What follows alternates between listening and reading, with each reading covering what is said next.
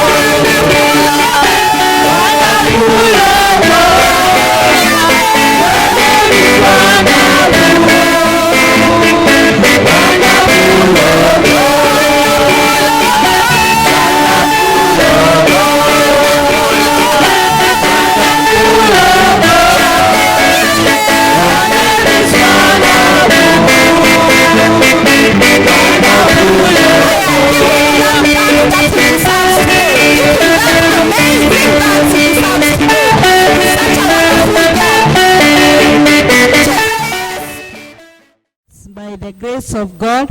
It is by mercies, faithfulness and kindness from our God that today you are in this house. So you should be so grateful before the presence of the Lord. Want to open our Bibles in the book of Psalms, chapter 20. Psalms 20, verse 5 and 6. Namkaribisha nyote kwa nyumba ya Bwana. I know the way you have come today, you are not going back home empty or the same. God will do something upon your life in Jesus' mighty name. As we are in the month of My Destiny Must Shine, praise the name of the Lord. Your destiny must shine. It is good to know as we continue going day by day, siku baada ya siku, tunamwambia Mungu tugetaka nyota zetu zingae, maisha yetu ingae. Praise the name of the Lord. And I can see Mungu yule ambaye amekuleta mahali hapa jioni ya leo, Mungu ambaye amekupa nguvu kutoka asubuhi hadi wakati huu, ako na nguvu hata ya kufanya maisha yako ingae na mambo yako yote. Ako na uwezo. And I know as you believe, as your faith will be lifted, that is how it should be in Jesus' mighty name. Let us lead all of us.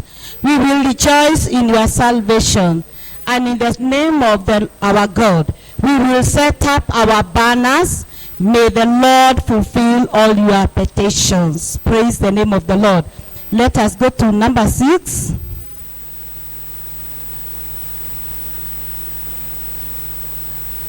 Now, I know that the Lord saves his anointed. He will answer him from his holy heaven with the saving strength of his light hand. Praise the name of the Lord. So what does the Bible say? In number 5, the Bible says, we will rejoice in your salvation. Wokovu ule Mungu ametupa. Wokovu ule Mungu amekupa. It is by the salvation of God that you are in the house of the Lord today. And because you are in the house of the Lord today, and we are going to rejoice because of your salvation, it means your destiny is shining. Praise the name of the Lord. And in the name of our God, we will set up our banners. Praise the name of the Lord. What is our banners? It is what we are carrying in our heart. It is what we are having in our heart. Praise the name of the Lord. That's why our banners today is higher and higher and higher in Jesus' mighty name. And if your banner is set on a higher ground, it means your destiny is shining in Jesus' mighty name. And now, may the Lord fulfill all your petition. What is your petition today? What is your desire today? Tarajio lako ni gani? The Bible has said, may the Lord fulfill your petition. Praise the name of the Lord. Mungu aliye juu mbinguni, Mungu wetu, na akutembelee kwa hitaji lako. Akutembelee. Yes, Lord atakutembelea. Praise the name of the Lord. But remember, we rejoice in your salvation. Praise the name of the Lord. Ni nani na nani anafurahia wokovu wako? Ni nani na nani anashangilia wokovu wako? It is good to ask ourselves, ni nani na nani? Ama ni nani, ni akina nani wanaponiona hivi wanafurahia Mungu yule aliniokoa, Mungu yule ambaye ninakiri saa baada ya saa?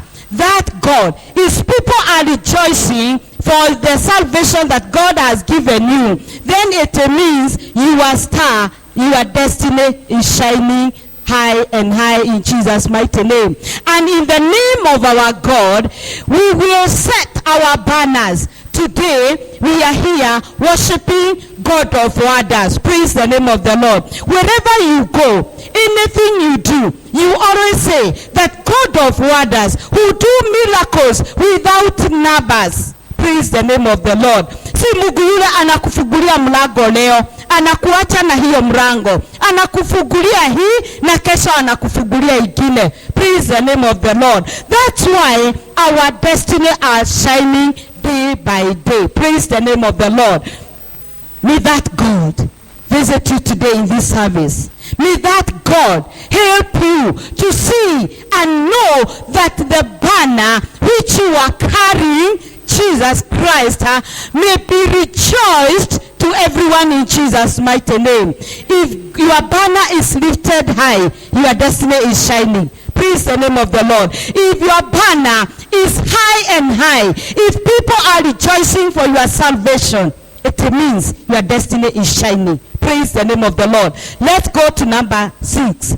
And then we hear clearly that today God is going to meet your petition in Jesus' mighty name. Mungu atakutana na mahitaji yako. Ile ambayo imekufanya tangu asubuhi ufunge, umefanya kazi gumu sana, lakini hujatamani kukula, labda kukunywa. Huyo Mungu ambaye amekupa hiyo nguvu, ndio Mungu sasa hivi atakutana na mahitaji yako. Number 6, now I know that the Lord saves. Sini Mungu ametuokoa. Sini Mungu ametuleta mahali hapa. He's anointed. Praise the name of the Lord. I thank God. Beginning of the month, we are all of us anointed. Is it true? And because we are anointed, God is going to save you. God is going to save you from all destruction of the enemy concerning your destiny. And your destiny must shine in Jesus' mighty name. He will answer him from his holy heaven. God is going to answer you. The Bible has said he's going to meet your petition. Ataenda kukutana na ombi lako lile umeomba siku ya leo na ile ambaye unatarajia wakati huu. God is going to answer your prayer. God is going to answer your desire in Jesus' mighty name. Why God is going to answer your desire? Because he has said it's a must, your destiny to shine in Jesus' mighty name.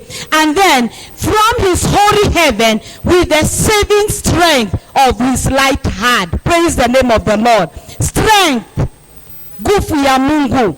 Nguvu ya Mungu, si nguvu ya binadamu wala ya uwezo wako, lakini nguvu ya Mungu ndio itakushika na mkono wake itakuinua, and your banner will be on top. Praise the name of the Lord. I want to tell you this evening, as you are in this house of the Lord, as you are in this service, God is going to fulfill your desire. Najua kila mtu ako na tarajio lake. Najua kila mtu usiku na mchana tunasema, God, my destiny must shine. I want to assure you that the servant of God is going to release your word.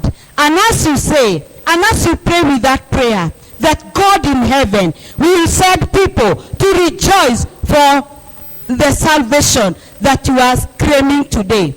As God said the angels to rejoice for that salvation, your banner will be on top. Your destiny already has changed in Jesus' mighty name. God has said, anointed one, he will save them.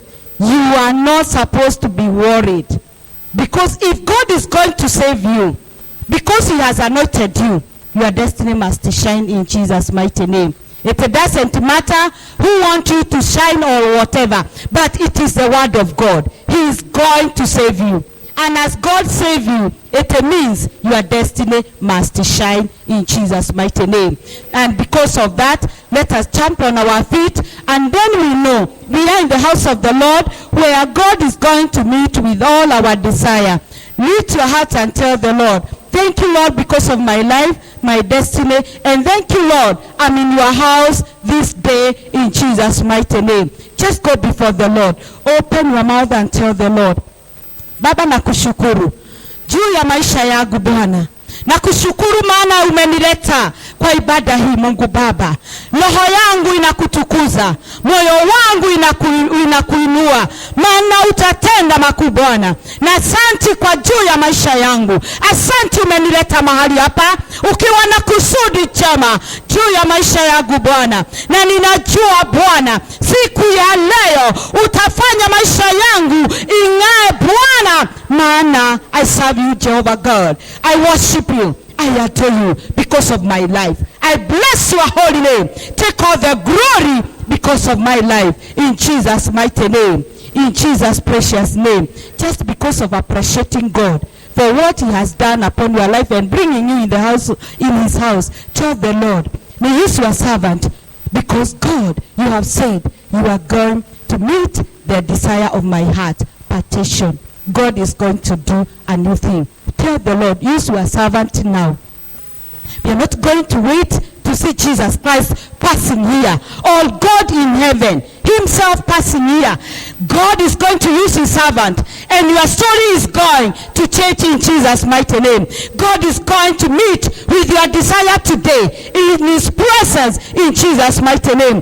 Pray and tell the Lord, by the Holy Spirit, use your servant, O God. By your anointing, use your servant, O dear Lord, because of my destiny to shine day and night. Use your servant, O God, in the mighty name of Jesus Christ. I pray this hour, and I humble myself before your presence, O God, that you may use your servant, my God, my Father, because of my desire. Use him all today for the glory of your name.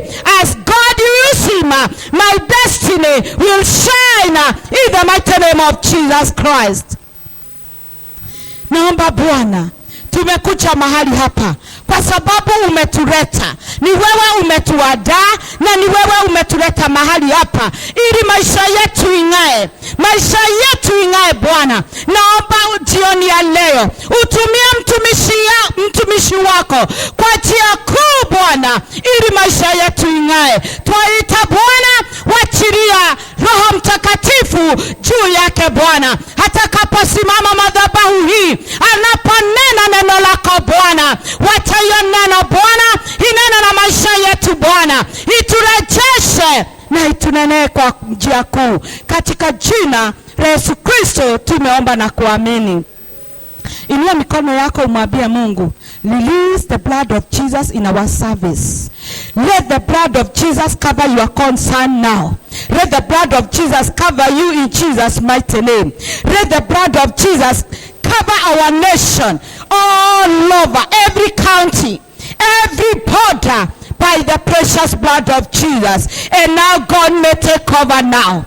Let the precious blood of Jesus take over in our service today. Let the blood of Jesus destroy every arrow sharpened against our life, our concern, in the mighty name of Jesus Christ. Release that blood now to speak upon our life and declare, Jehovah, we are protected by the blood of Jesus. We and our people, we are protected by the blood of Jesus. My God and my Father, may cover our nation by the blood of Jesus. Oh my God, cover our nation, our concern back at home. Release the blood of Jesus, and we decree, my God, as you arise for us, no weapon formed against us, no arrow sharpened against us shall manifest in Jesus' mighty name. My God and my Father, our children, our husband, our wives, our parents, we decree the protection of the blood of Jesus. And now we are claiming that blood to take cover in this service, to take cover in this sanctuary, and destroy every arrow, and destroy evil spirit which it can bring and struggle in our life, in Jesus' mighty name. Father, we thank you because the blood of Jesus is together and it will do great thing in our midst in Jesus' mighty name. Reach your heart and tell the Lord thank you for hearing and answering our prayer. Just tell the Lord thank you. He's a wonderful God. Amekusikia, amekusikiza vyema. Na kwa sababu leo umeshida ukimtafuta, mwambie ni asante maana amekusikia. Amekuona vizuri. Amesema he's going to release your petition. Tell the Lord thank you. Amesema atatenda na ametenda katika jina la Yesu Kristo. We give you all the glory. We give you all the honor. We love you, Jesus Christ. Lord, our Father, we acknowledge you this hour that you have done it. Thank you for you have done it. Thank you for that miracle. Thank Thank you for that healing. Thank you for that testimony. Thank you, dear Lord. Thank you for that destiny shining now in Jesus' precious name. We have prayed and given thanks. And let us say big amen.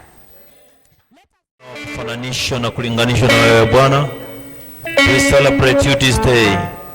We magnify you, Lord, because of your greatness, because of your mercies, Jehovah Father.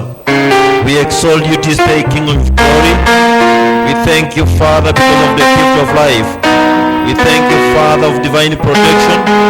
We thank you, Father, because of the divine provision in our life, Lord. This day, Lord, we are here to magnify you. We are here to celebrate you, Lord, as a family. We are here to thank you, Jehovah Father, as a ministry. We say, receive honor and glory. We exalt you, Father. We bless your name. Father, Lord, we thank you. We glorify Jehovah Father. Receive honor and glory. We bless your name. We exalt you. God, Father, we thank you. We thank you. We thank you. We thank you. We thank you in everything, Lord. We thank you, Jehovah Father, because of what you are yet to do. We thank you because of what you have already done in our life, Lord. We thank you, Father, because of every success. We magnify your name. In Jesus' mighty name. In Jesus' mighty name. Let us lift up our hands and appreciate God and say, thank you, Father, because you've brought me in your house. And the Lord, I'm going back with my own package. I'm not going the same way I came, Lord. Father, Lord, I thank you. We celebrate you, Jehovah Father. We magnify, Lord, for giving us another chance in your house, Jehovah Father. We know, King of glory, you shall touch our destinies. You shall touch our lives, Lord. We shall not go the same way we came, Jehovah Father. Lord God, we thank you. We celebrate you because you are living God. Thank you, Lord, because of your word. This word, Jehovah Father, is life. And the Lord, Jehovah Father, our destinies are changing now. In Jesus' mighty name. In Jesus' mighty name. Let us appreciate God with a mighty hand clap. And that we can take down our seats in the presence of the Lord.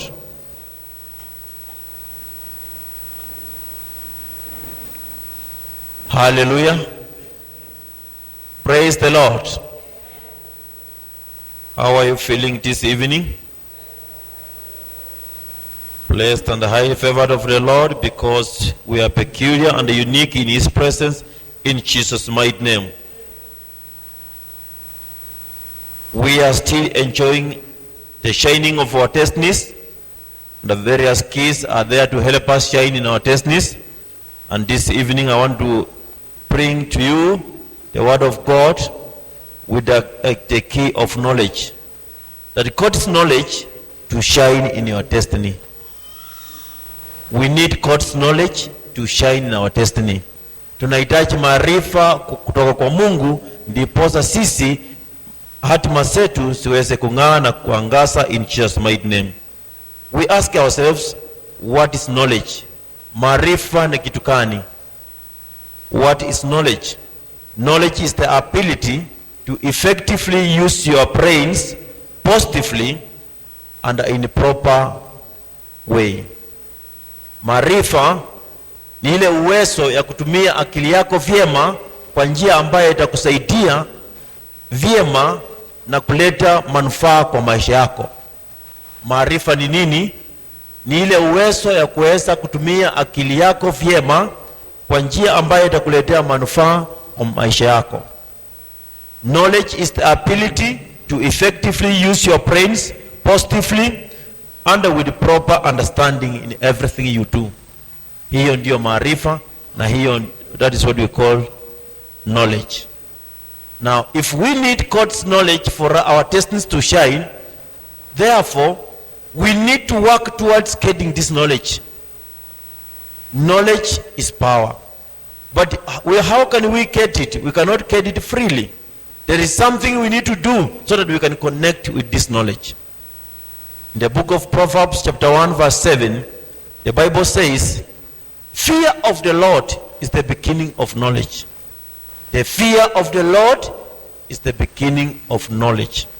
Tunapomtii Mungu, tunaponyenyekea mbele ya Mwenyezi Mungu, hiyo ndio mwanzo wa maarifa. Kwa familia zetu tukiishi maisha ambayo tunanyenyekea mbele ya Mwenyezi Mungu, kwa kazi zetu, kwa huduma na mahali popote ambapo ulipo. Ukiwa ni mtu ambao unanyenyekea mbele ya Mwenyezi Mungu, utapokea maarifa in Jesus mighty name. The fear of the Lord is the beginning of knowledge, but the fools despise wisdom and instruction. Ati mwanzo wa maarifa katika kila jambo ni kumtii Mungu, lakini wale ambao ni wapumbavu wanasema hekima na ushauri wa Mwenyezi Mungu haufai. Kwa hivyo ndugu wapenzi, for us to get knowledge, we need to fear the Lord. We need to fear the Lord. In anything you do, if you fear the Lord, then you shall receive knowledge from the Lord in Jesus' mighty name. Now, Solomon was trying to show us that if you live life without God's knowledge, then you are living in danger. Suleimani akajaribu kutuonyesha kwamba tukiishi maisha bila maarifa kutoka kwa Mungu, basi tunaishi kwa hatari. Tunaishi wakati ambapo hatari inatunyemelea. Kwa hivyo ndugu wapenzi, unapopokea hekima, maarifa kutoka kwa Mwenyezi Mungu, milango zaidi na zaidi inafunguka. Lakini tunapokataa maarifa ya Mungu, basi milango inaendelea ikifungika, and that is not your portion in Jesus mighty name. That is not your portion in Jesus mighty name. However, those that reject wisdom, those that reject God's word, those that reject any instruction from God, the Bible is calling them, they are fools. Which means they cannot utilize their brain positively. Mtu ambaye ni hawezi kutumia akili yake ikaweza kumsaidia, Biblia inasema huyu mtu amekosa maarifa kutoka kwa Mungu, amekosa knowledge, amekosa hekima kutoka kwa Mwenyezi Mungu. Then the Bible says, these are the people who are living carelessly. The Bible says, these are the people who are living carelessly, mentally and in body. Yani kwa mfano, sisi tunapoendesha magari kwa barabara tunasema, ukiona gari imekongwa sana, imekongwa mbele, imekongwa upande, imekongwa nyuma, imekongwa wapi, tunasema hata yule mwenye anaendesha hiyo gari ako tu hivyo. That's why the Bible is saying, for the people who reject God's knowledge, for the people who reject God's instruction, these are people who are careless in mind and they are careless in body. And their habits, you can know them by their habits. They cannot constructively do things positively which can please God. They are so reckless, they are so careless, they don't mind what they are doing. Proverbs 7:22. Proverbs 7:22. Let us all read. Immediately he went after her as an ox goes to the slaughter, as a fool to the correction of the stocks. Verse Proverbs 10:8.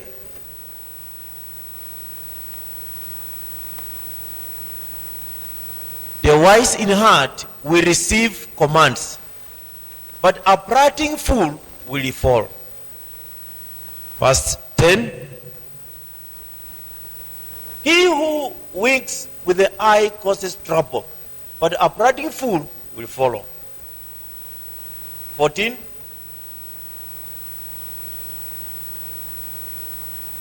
Wise people store up knowledge, but the mouth of the foolish is near destruction. 21. The lips of the righteous feed many, but the fools die for lack of wisdom. That shall not be your portion in Jesus' mighty name. Those who fear the Lord and get knowledge have got long life. If you fear God and you get God's knowledge, you shall live long life. And the vice versa is true. If you do not fear the Lord, you destroy your life. If you do not get the wisdom of God, you destroy your life. Kama ndugu wapenzi, tutanyenyekea mbele ya Mwenyezi Mungu na tupate hekima ya Mwenyezi Mungu, tupate maarifa ya Mwenyezi Mungu, tutaishi maisha marefu. Lakini tukiwa ni wale ambao tunakataa neno la Mwenyezi Mungu, tunakataa hekima ya Mwenyezi Mungu, Biblia inasema tunafupisha maisha yetu. That shall not be our portion in Jesus' mighty name. Those who attain knowledge, there are those people who will hear something, who will hear secrets from people, and they will forever keep quiet. But the Bible says, those who will hear secrets from other people, and they go on planting until it causes trouble. The Bible is saying, these are people who lack wisdom and knowledge of God. Kwa mfano, mahali ambapo tunaishi, wewe usikie jambo, instead ya kunyamaza, unaendelea kusungumuza kila mahali mpaka mwishowe lile jambo lilete tatizo. Biblia inasema hiyo sio hekima, na hiyo ni kuhatarisha na kufupisha maisha yako. Lakini Biblia inasema wale ambao wana uwerefu wanaweza kusikia siri za watu na wakanyamaza nazo milele. And that is how you shall live long in Jesus' mighty name. In Jesus' mighty name. The Bible is saying, kama tutapata hekima na maarifa kutoka kwa Mwenyezi Mungu, kutoka kwa maarifa yetu na mazungumzo yetu, tutawalisha watu wengi watafaitika. Lakini tukikosa hekima, unaposimama mbele ya watu unapozungumza, unalete hatari, unalete uharibifu. That's why the Bible is saying, those with knowledge, when they speak, they fit many, but those without, they cause destruction. Ndugu wapenzi, tunataka hatima zetu siangae, watu wetu ambao tunaishi na wao maisha yao ikuwe bora. Tutafute hekima ya Mwenyezi Mungu, tutafute maarifa kutoka kwa Mwenyezi Mungu, then we shall feed many through our lips, through our speeches, in Jesus' mighty name. Hallelujah. When we get knowledge and wisdom from the Lord, we do not die spiritually. Spiritually we increase. Tunapopata maarifa na hekima ya kutoka kwa Mwenyezi Mungu, kimawazo, mambo ya kiroho tunaongezeka. Lakini unapokataa hekima ya Mungu, unapokataa maarifa kutoka kwa Mungu, maisha yako ya kiroho inakufa.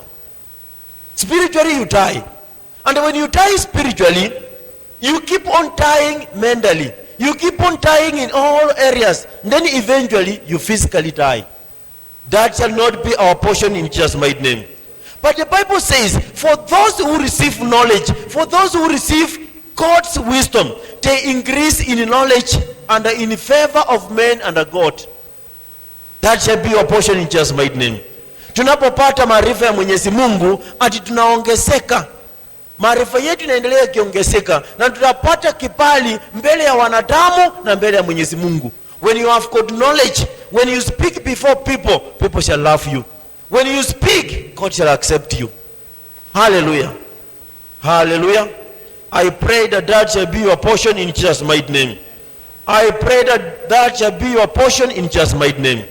When you refuse God's knowledge, it leads to murder, it leads to death, it leads to things which do not please God. Let me give you an example of somebody who refused the knowledge of God, who refused the instruction of God. Cain in Genesis chapter 4, verse 6 to 9, he refused God's knowledge and wisdom, and eventually he killed his brother. Ndugu mpenzi, unapokataa ushauri wa kutoka kwa neno la Mwenyezi Mungu, unapokataa maarifa ya Mungu, basi shetani ataendelea kuweka mawazo mabaya, utafanya uharibifu na mwishowe utaharibu hata hatima yako. Genesis 4:6.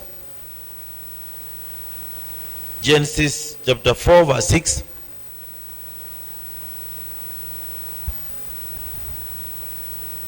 Let us all read.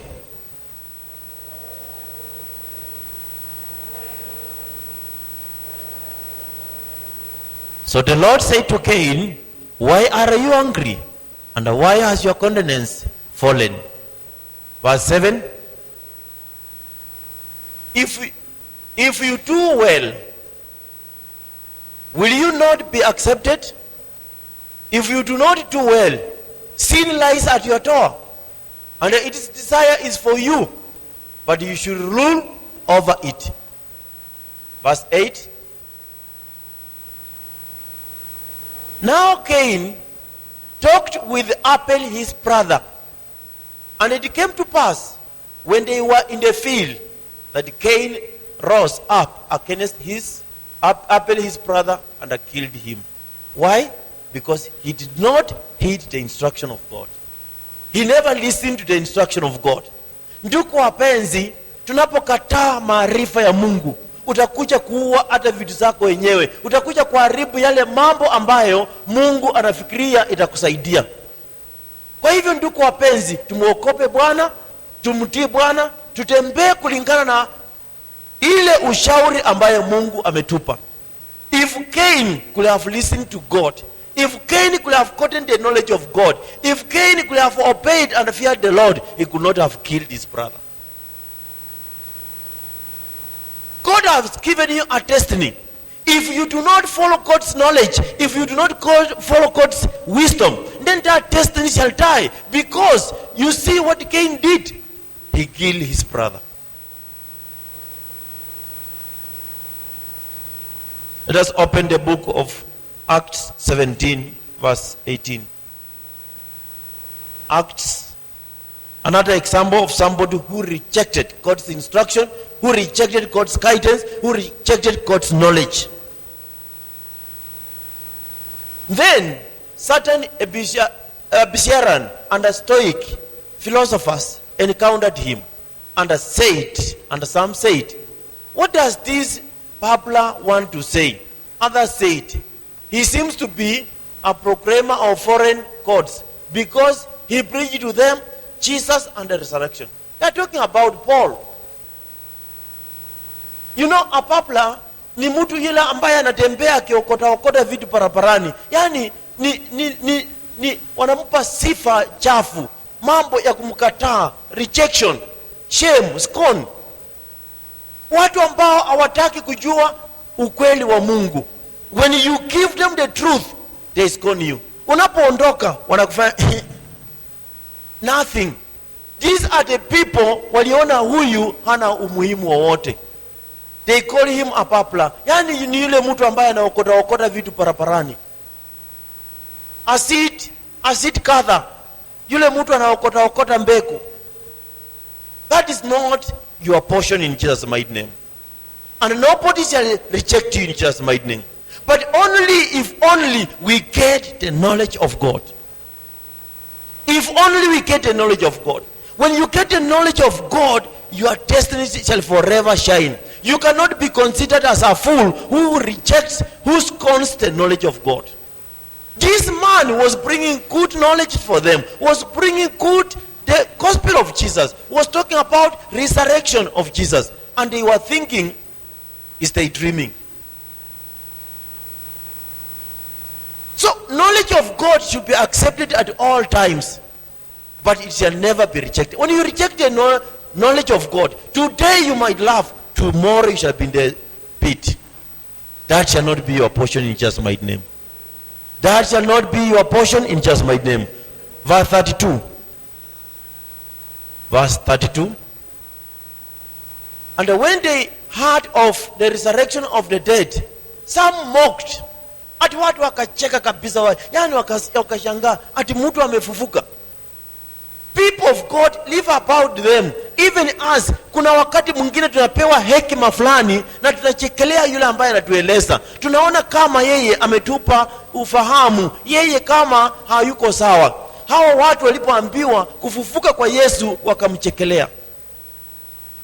They mocked him. While others said, we will hear of you again on this matter. Yani wakasema, wacha tungoje, tutasikia tu. People of God, when knowledge of God is being brought to you, accept it wholeheartedly. When you accept it, it shall be for you. Hallelujah.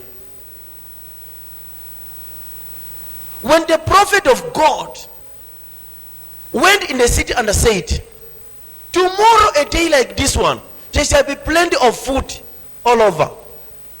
What did the one soldier say? It is not possible, you are lying. Did he enjoy that food? There was food and the people stumbled on him and he died. So whenever the knowledge of God is being brought to you, whenever God's knowledge comes to you through by the inspiration of the Holy Spirit or by any other means, please accept it. When you accept it, it will work for you in Jesus' mighty name. Let us see an example of those people who accepted the knowledge of God and what it did for them. 1 Samuel chapter 1 verse 28.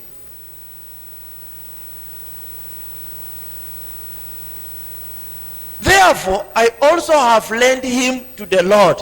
As long as he lives, as he shall be lent to the Lord, so they worship the Lord there.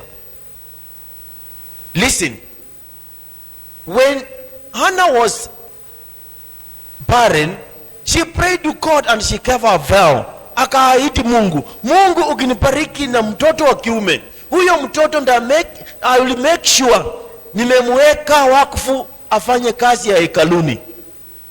Here now she has brought Samuel in the house of the Lord. I want to tell you, people of God, knowledge is power.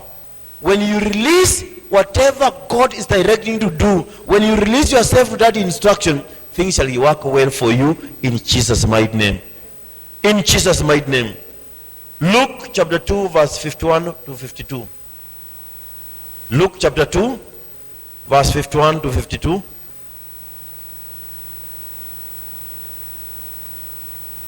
Luka mtakatifu mlango wa pili mstari wa 51 hadi 52, tusome sisi zote. Then he went down with them and came to Nazareth and was a subject to them. But his mother kept all these things in her heart. Ati wakati Yesu alikuwa na hawa na akakuja mpaka Nazareti, hao watu walikuwa wanamzungumzia tu yeye, wanamzungumzia tu yeye. Lakini mamake hakutamka neno, aliweka kila jambo moyoni mwake. 52.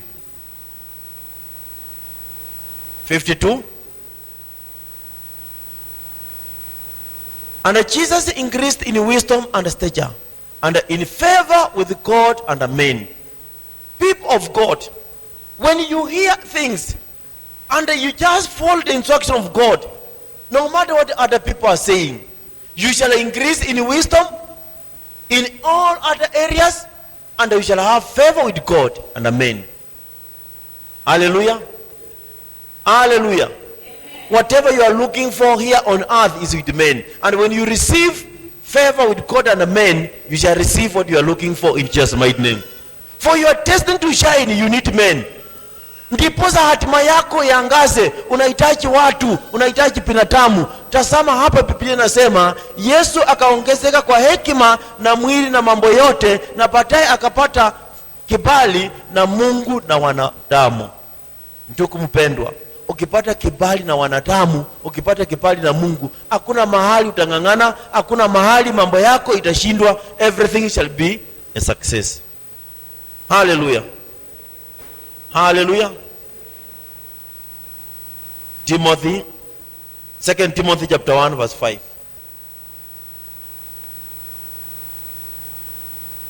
Let us read. When I call to remembrance the genuine faith that is in you, which dwelled first in your grandmother Lois and your mother Eunice, I am persuaded is also in you. Hallelujah. Now, when now Paul is talking, he's talking to the people that now the good knowledge that you have seen even your leaders have emulated. Even Jesus was the Son of God, but he followed each and every instruction of the Lord to the letter.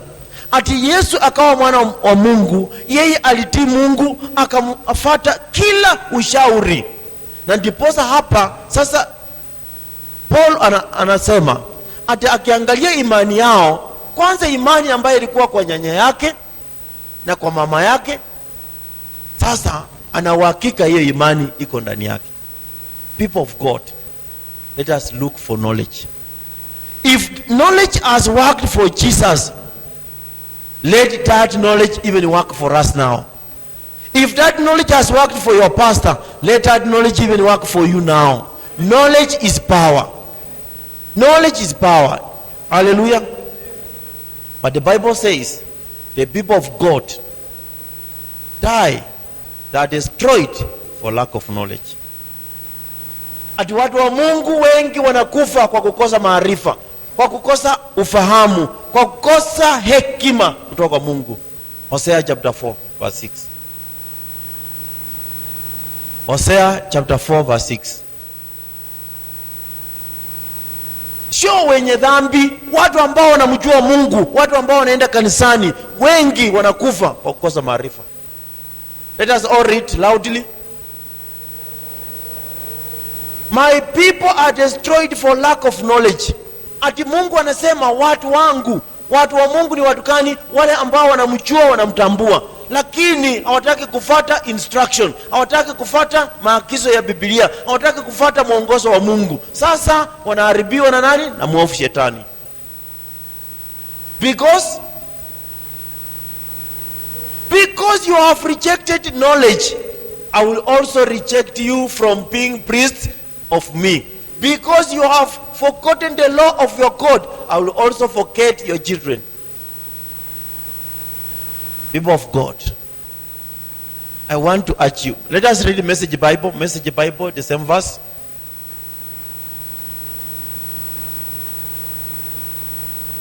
Ati tunapokataa hekima na maarifa ya Mungu, Mungu naye anatukataa na tunaharibiwa na mwovu Shetani. My people are ruined because they don't know what is right for true. Because you have turned your back on knowledge. Ati sasa wewe unataka kukisaulisha kila kitu. Umeambiwa Biblia inasema hivi, lakini unataka kuonyesha wewe unaofahamu. That's why the Bible is saying, my people are ruined because they don't know what is right or true. Because you have turned your back on knowledge. Utaki kujihusisha na kujua mambo ya Mungu. I have turned my back on your priests. Because you refuse to recognize the revelation of God, I am no longer recognizing your children.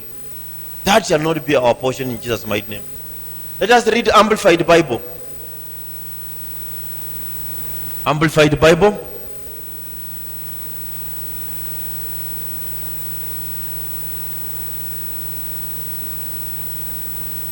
Amplified Bible. My people are destroyed for lack of knowledge because you, the priestly nation. Ati sasa kwa mfano wanasema nchi ya Kenya tunasema 80% of Kenyans are Christians, lakini tumekataa nini? Maarifa ya Mungu. Have rejected knowledge, I will also reject you, that you shall be no priest to me. Seeing you have forgotten the law of your God, I will also forget your children. That shall not be our portion in Jesus' mighty name. Let us read verse 7. New King James, verse 7. Let us read verse 7.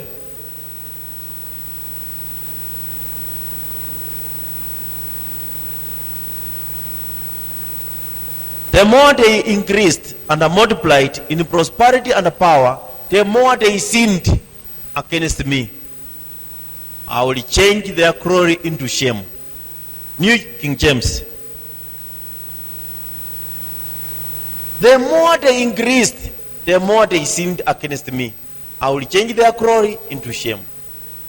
Ati watu wa Mungu, ati Mungu akikubariki tu kitoko, yani Mungu akuinue tu kitoko, unaingia kwa dhambi. Yani Mungu akikupatia tu pesa kitoko tu, unaingia kiburi, unaingia dhambi. Ati Mungu amesema atafanya nini? Atatoa hiyo utukufu na afanye nini?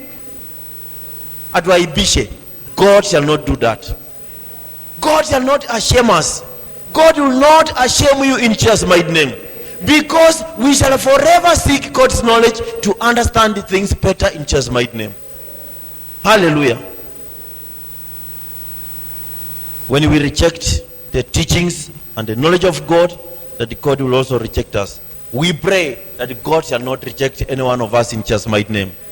Ni ombi letu kwamba Mungu asimkatae hata mmoja katikati yetu in Jesus mighty name. Ni ombi letu kwamba Roho Mtakatifu aendelee kutuelimisha na tuendelee kumtii na kufata maamuzi na uamuzi wa Mwenyezi Mungu in Jesus mighty name.